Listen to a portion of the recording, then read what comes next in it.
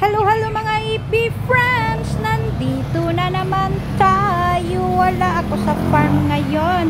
Andito ako sa bahay namin dito sa sentro ng aming bayan at nagtitinda kami ng saging. Ang sarap lutuin niya ng saging kasi bosok, at saka nagtitinda din kami ng suka at tuba. Yung suka at tuba galing yan sa farm namin at dito lang namin tinitinda sa sentro. At yan, malapit lang kami sa daanan.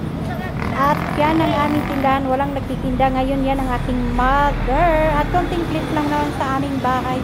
Yan ang aming bahay. May konti lang kaming mga bulaklak. Ang pangalan ng bulaklak yan ay teardrops. At dito naman sa ibaba ng aming bahay, may mga tinitinda din kaming mga kahoy. Galing yan din yan sa farm. Dito sa ibaba dati itong eatery, ginigiba na namin kasi naigo kami sa widening. Yan, malapit lang kami sa daanan. Ang aming bahay sa harapan lang ng daanan at itong hagdanan na ito papunta sa itaas ng aming bahay.